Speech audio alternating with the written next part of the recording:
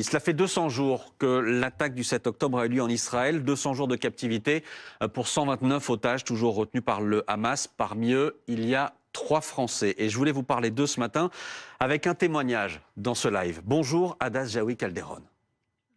Bonjour, bonjour. Merci beaucoup d'être avec nous. Je suis sûr que beaucoup de ceux qui nous regardent ce matin se souviennent de votre visage. On vous a beaucoup vu après le 7 octobre, y compris sur cette antenne, et on vous a interrogé sur cette antenne. Je suis avec Patrick Sauce, que je salue pour vous interroger ce matin. 52 jours sans eux, c'est le livre que vous publiez pour raconter ces 52 jours que vous avez passés sans vos enfants. Erez, 12 ans, Sahar, 16 ans, enlevés le 7 octobre. Ce jour-là, votre mère et votre nièce sont tuées par les terroristes du Hamas. Le père de vos enfants, Ofer, est également enlevé. Il est toujours captif. Et ce sera d'ailleurs ma première question. Est-ce que vous avez eu la moindre nouvelle de lui récemment, la moindre preuve de vie récente ? Avant je suis très contente d'être ici aujourd'hui. Je suis française et franco-israélienne. Et l'histoire de ma famille, il est concerne de tous les Françaises. Et nous n'avons pas d'informations à son sujet, au sujet de Ofer. Comme vous avez dit, j'ai écrit un livre et je vous invite tous et toutes à le lire sur mon combat pour le retour de mes enfants, 52 jours sans eux. C'est pas juste 52 jours parce qu'ils étaient en vacances ou parce qu'ils étaient dans une sortie scolaire. C'est 52 jours sans eux car ils ont été enlevés cruellement de leur maison, en pyjama, à 6h30 du matin, quand nous nous sommes réveillés à ces événements du 7 octobre, et leur père, comme vous l'avez dit, est toujours là-bas. Nous n'avons pas d'informations, cela fait déjà 200 jours. Ils sont retournés dans un état pas simple. Après ces événements qu'ils ont vécus, ils ont vécu un vrai bouleversement. Après 52 jours, je ne veux même pas imaginer ce qui arrive à ces personnes qui sont toujours là-bas après 200 jours. Les conditions sont très dures. Ils sont affamés, ils sont humiliés. Nous savons que les femmes sont violées. En ce moment où on parle, les femmes sont maltraitées, sont violées. C'est une situation très difficile. Et il ne faut pas oublier. Il ne faut pas arrêter d'en parler. On parlera d'Erez et de Sahar dans une seconde. Vous nous direz comment ils vont et on reviendra sur ce qui s'est passé le 7 octobre. Mais votre fille Sahar a pu voir Ofer, le père de vos enfants, en captivité, quand ils étaient tous les deux en captivité. Elle l'a vu une fois, c'est ce que vous racontez. Et du haut de ses 16 ans, c'est elle qui a essayé de lui remonter le moral ? Oui, vous savez, dans toute cette situation, il y avait beaucoup de moments très absurdes, très extrêmes, très incompréhensibles même. Mais mes enfants, il faut dire à leur honneur, ils étaient de vrais héros, ils ont trouvé leur force, même dans cette folie. Au milieu de cette folie. Et vraiment, on peut le lire dans le livre, comment ma fille, quand elle veut quelque chose, elle a. Et elle a voulu voir son père, donc elle a vu son père. Et grâce à cela, il y avait un petit moment, un moment où ils étaient ensemble. Mais ce qui est le plus terrible, c'est que jusqu'au maintenant, jusqu'aujourd'hui, elle sent très coupable. Elle sent cette culpabilité qu'elle est sortie de cet enfer et que lui, il est toujours là-bas. Elle avait l'impression d'avoir abandonné son père. Et lui, il pleure, il dit oui, les enfants sont partis, mais qu'est-ce qui va se passer avec nous, avec les hommes? C'est une phrase qu'il lui a dit, et donc cela fait déjà 200 jours après, c'est qu'il sent, il se passe en vrai. Comment est-ce qu'ils vont, vos enfants, aujourd'hui? À quel point ces 52 jours de captivité ont traumatisé Erez et Sahar? Écoutez, cette cicatrice sera pour toujours. Ma fille dit, maman, nous ne serons jamais la même personne. Un jour, ils ont enlevé leur pureté, leur innocence, leur enfance. Ils ont tout pris le 7 octobre. Mais j'aimerais espérer qu'ils vont retrouver la force à se réhabiliter, à retourner à ce qu'ils étaient auparavant. Mais comme vous avez dit, c'est une cicatrice, où nous n'avons jamais entendu qu'on enlève les enfants. Qui fait ça dans le monde? Où est le cri du monde? Où? Moi, je pense que tout le monde doit avoir peur que demain, cela peut arriver à leur enfant. Tout le monde doit avoir peur que ce n'est pas juste mon histoire personnelle, l'histoire de ma famille, de ma communauté, de mon pays. C'est une histoire de tout le monde, en fait. Et ce terrorisme qui se propage et qui peut nous surprendre et lever sa tête à tout moment, partout. Je voudrais lire quelques lignes sur Erez. Vous écrivez « Les séquelles dans son esprit sont profondes. Les larges cernes qui creusent son regard témoignent de la violence de ses insomnies. Erezikou, c'est son surnom, n'arrive plus à se lever et refuse souvent d'aller à l'école. Barricadé dans sa chambre, passant des heures sur son ordinateur à s'épuiser au jeu de guerre Fortnite, refusant d'être seul, priant d'être accompagné lorsqu'il se déplace d'une pièce à l'autre et sujet à des crises fréquentes, des pleurs, des hurlements. » Vous racontez qu'il a vu des choses. Lui et sa sœur ont vu des choses le 7 octobre. Ils ont dû se cacher d'abord pendant des heures dans un buisson. Oui, regardez, la situation en ce moment, ce que j'ai écrit dans le livre est toujours vrai. C'est-à-dire que je ne vois même pas une avancée. Il a tous les soutiens, l'aide de thérapie, mais il est toujours, mais pas juste lui, Sahar aussi, ils sont toujours pleins de peur. Ils sont sûrs qu'ils pouvaient à nouveau être enlevés à tout moment. Ils sont sûrs que derrière chaque porte se cache peut-être un terroriste. Ils ont peur des inconnus. Chaque inconnu dans le monde est une menace pour eux. C'était pas du tout comme ça. C'était des enfants très ouverts. Ils ont perdu leur confiance dans l'existence, au monde, à l'humanité, à eux-mêmes. Oui, c'est une situation pas du tout simple. Patrick.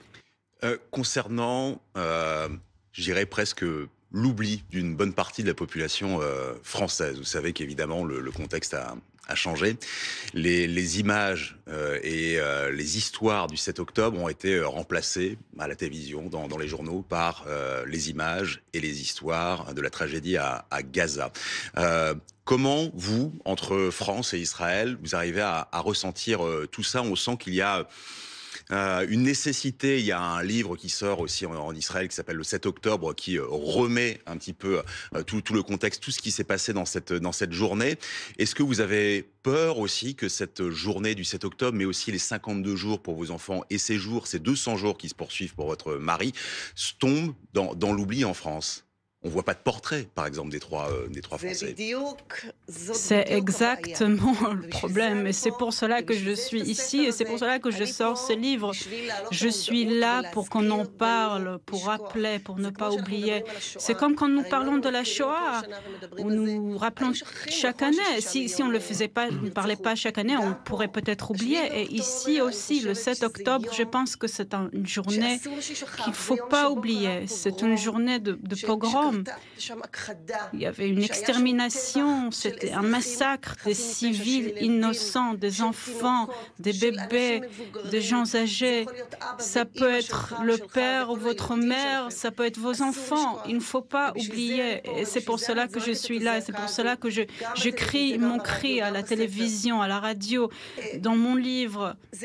C'est un événement qui ne doit pas repasser. Il ne doit pas se répéter. Et il n'est toujours pas fini, il est toujours là. Nous sommes toujours dans cet événement. Et ce qui arrive, c'est que, bon, il y a tellement des événements, Iran, ou peut-être ça peut être un autre un désastre naturel. Notre attention est attirée par d'autres par d'autres désastres. Et on va oublier ça, mais il ne faut pas oublier, il y a toujours 133 civils et je ne sais même pas qui est toujours en vie, qui est mort. Ils sont toujours là-bas. Ils sont impuissants. Dans une détresse, ils crient « Sauvez-nous !» Et nous ne devons pas arrêter jusqu'à ce qu'ils rentrent. Car ce qui arrive ici, c'est un crime contre l'humanité. Et c'est exactement comme vous avez dit. Moi, j'ai peur qu'on va les oublier et que nous allons continuer avec notre vie au prochain désastre, au prochain événement, aux prochaines tragédies. Écoutez, ici, il y a toujours une tragédie qui n'est pas terminée, n'est pas finie. Il ne faut pas oublier.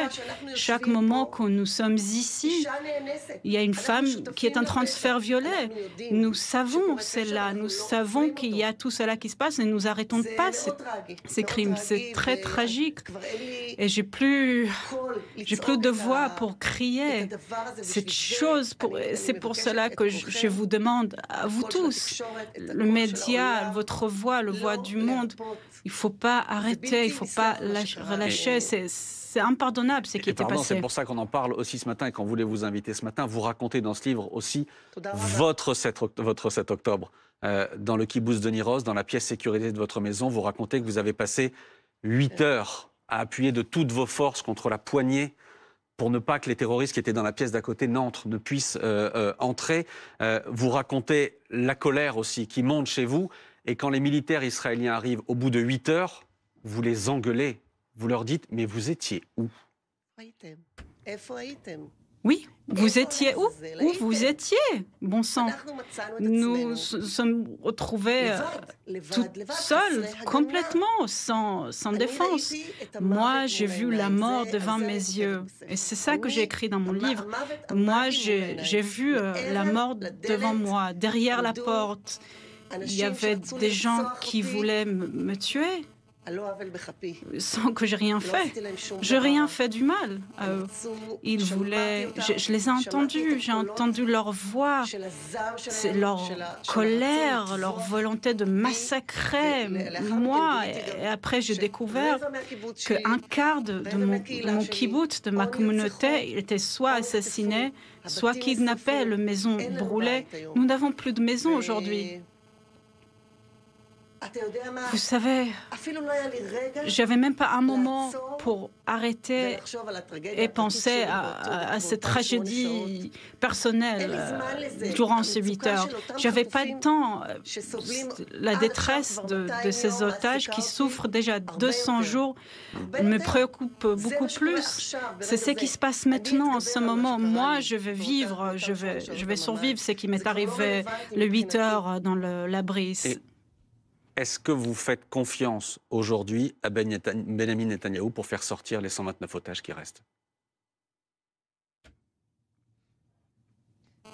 Écoutez, c'est très complexe. Nous savons la politique.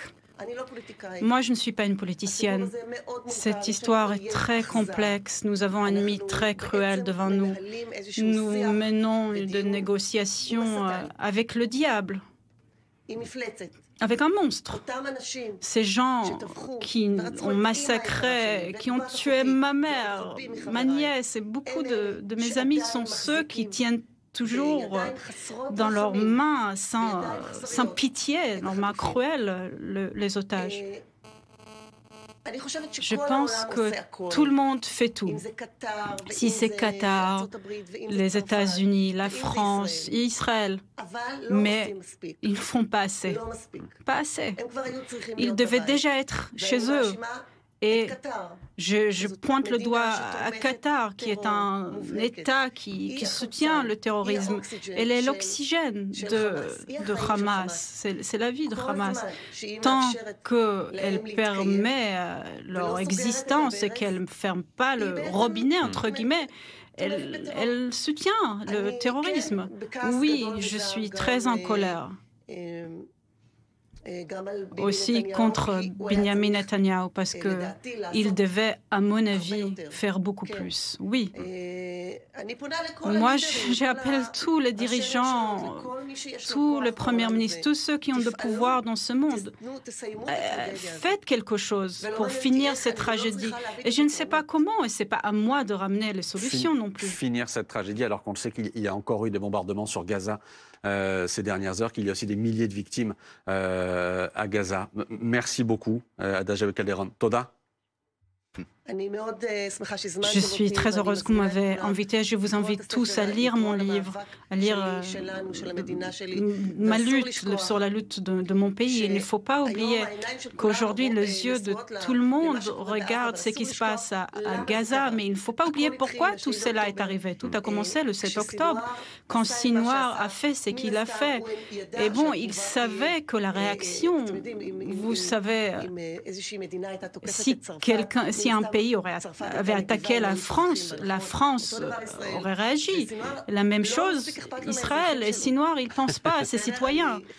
Je dois dire ça, ils ne pensent pas à ses citoyens parce qu'ils savaient qu'il y aurait une réaction, mais il ne défend pas sa population. Tout est une manipulation pour lui. Et il ne faut pas oublier ça à ce moment où l'antisémitisme relève sa tête. Sous les hôpitaux, sous les écoles, là, il cache ses armes. Merci beaucoup à vous. 52 jours sans eux aux éditions Alizio. Merci beaucoup.